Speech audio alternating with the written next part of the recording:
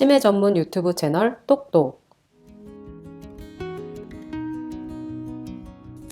안녕하세요. 치매 전문 유튜브 채널 똑똑의 정답 정혜진입니다. 오늘은 초록이 치매, 일명 조기 치매라고 좀 많이 알려져 있는 초록이 치매에 대한 얘기를 해볼까 합니다. 오늘도 역시 방청객들이 좀 있는데요. 방청객들이 들으면서 이제 궁금한 거 있으면 중간중간 질문도 받으면서 진행을 해볼까 합니다. 초록이 치매는 말 그대로 젊은 나이에 생기는 치매를 말하고요. 65세 이전에 생기는 치매를 초록이 치매라고 합니다. 2015년도 통계를 보면 전체 치매의 15% 정도가 초록이 치매라고 되어 있고 보통은 45세에서 65세 사이에 발병하는 것으로 알려져 있습니다. 사실 초록이 치매는 지금까지 저희가 얘기해왔던 모든 치매를 다 통틀어서 그 연령대만을 특징하는 단어이기 때문에 어떤 치매든지 다 생길 수가 있고요. 45세에서 65세라는 나이 특징 때문에 기본적으로 치매에 걸린 환자를 자녀가 부양하면서 돌보기보다는 배우자분들이 돌보는 경우가 좀 흔합니다. 그러다 보니까 심리사회적 스트레스가 다른 치매에 비해서는 좀 강하게 나타나는 것으로 보고되고 있습니다. 초록이 치매 같은 경우에는 어떤 원인에 의해서 생기느냐, 그럼 지금까지 저희가 얘기했던 모든 치매가 다 가능하다고 말씀드렸는데요. 좀 정리해 보도록 하겠습니다. 우선 저희가 알츠하이머 치매가 노인성 치매에서도 가장 많다라고 말씀드렸던 것처럼 초록이 치매에서도 가장 많습니다. 근데 조금 다만 특징이 있다면 알츠하이머 치매 중에서 유전성 성향을 가지는 경우가 아주 일부 있는데 초록이 치매의 경우는 그런 유전성 성향을 가지고 있는 경우에 흔히 좀 나타난다라고 합니다. 그래서 알츠하이머 치매가 단기 기억, 가장 가까운 것에 대한 기억이 조금씩 사라져서 금방 한 행동을 다시 하거나 방금 말했던 걸 잊어먹고 다시 물어보거나 그런 특징이 있다고 말씀드렸는데 초록이 치매로 나타나는 경우 알츠하이머 치매는 약간 시각적인 그리고 공각적인 인지 기능의 감소로 먼저 나타나는 경우가 좀 흔하다고 합니다. 그래서 보통 기억이 깜빡깜빡하거나 했던 말을 또 하는 그런 특징적인 부분이 있다면 바로 눈치를 챌 텐데 그런 것이 아니라 시각적, 공각적인 인지 기능이 좀 먼저 떨어지는 것 때문에 초기에 좀 인지하기 어려울 수도 있을 것 같습니다. 그리고 마찬가지로 혈관성 치매도 알츠하이머 치매 다음으로 좀 흔히 나타나기는 하는데요. 보통 어르신들은 이제 풍을 맞는다라고 해서 뇌졸중 이후에 나타나는 혈관성 치매를 말씀드렸었는데 초록이 치매 같은 경우는 뇌졸중이 와서 그 뇌졸중에 의해서 나타나는 경우가 있다고 합니다. 그리고 초록이 치매에서 좀 특징적으로 많은 부분을 차지하고 있는 게 전두축두엽 치매인데요. 전두축두엽 치매는 말 그대로 전두, 측두, 그래서 뇌의 앞부분과 측면 부분에 손상이 좀 있는 경우에 생기기도 합니다.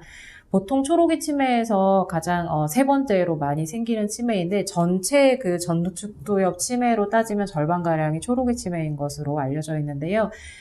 이것은 어떤 식으로 나타나게 되냐면 성격이 조금 이상해졌다라고 해서 병원에 오시는 경우들이 있는데 공격적 성향을 나타나거나 좀 짜증이나 화를 좀 많이 내는 그런 방식으로 나타나는 경우가 많고 안타깝지만 좀 유전적 성향이 강한 편입니다. 그래서 전두축두엽 치매 같은 경우는 45세에서 65세 사이에 요새 성격이 좀 많이 이상해졌어. 많이 안 좋은 방향으로 이상해졌다라고 생각이 될 때는 좀 의심을 해볼 수가 있고요. 이런 경우에 뇌 MRI를 찍어보면 전두와 측두 부분에 손상된 부분을 좀 발견할 수 있고 성격이 좀 이상해지면서 기억력이나 인지 기능도 조금씩 손상이 되기 때문에 그런 특징들을 발견하신다고 한다면 그리고 그런 치매의 가족력이 있다고 한다면 더더욱 빨리 병원에 가서 진료를 받아보셔야 할 것 같습니다. 그리고 초록이 치매에서 네 번째로 흔한 것은 좀 어떻게 보면 예상할 수 있을 것 같은데 알코올성 치매입니다. 젊은 분들이 워낙 술을 많이 드시기도 하고 그 술을 드신 양 때문에 알코올성 치매까지 오기도 하는데요. 이런 경우 빨리 초기에 진단이 돼서 술을 끊고 치료를 받으면 약간의 회복이 될 수도 있기 때문에 알코올성 치매, 지난번에 알코올성 치매에서 말씀드린 것처럼 술을 자주 드시고 블랙아웃을 자주 경험을 한다면 그리고 술을 드실 때마다 주사가 좀 공격적이고 폭력적으로 나타나거나 평소에 어떤 프로젝트에 참여하는 데 있어서 꾸준하게 집중력을 발휘하지 못하고 판단을 조금 하기 어려워지거나 그리고 대화를 따라가는 데 있어서 좀 속도를 따라잡지 못하거나 하는 모습을 보인다면 이건 역시 가까운 신경과에 가셔서 금주와 함께 치매에 대한 검사를 받아보셔야 할 것 같습니다. 초록이 치매는 좀 빨리 발견이 되기도 하고 증상 경과가 좀 빠른 편입니다. 그리고 좀 안타깝게도 노인성 치매에 비해서 생존 기간도 짧은 편입니다.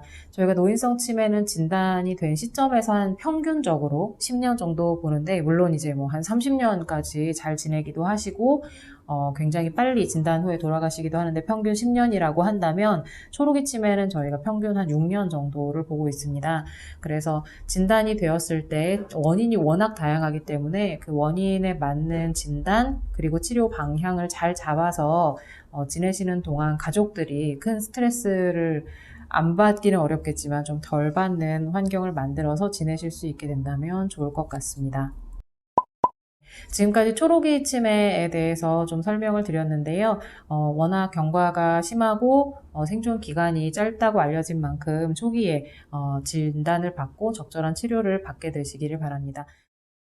네, 초록이 치매에 대해서 또 질문 있으시면 해주시면 좋을 것 같습니다. 뭐 영화나 드라마에서 젊은 남자 배우, 여자 배우들이 치매에 걸리고 기억성저증에 걸리는데 그런 것들도 초록이 치매 중에 하나인가요?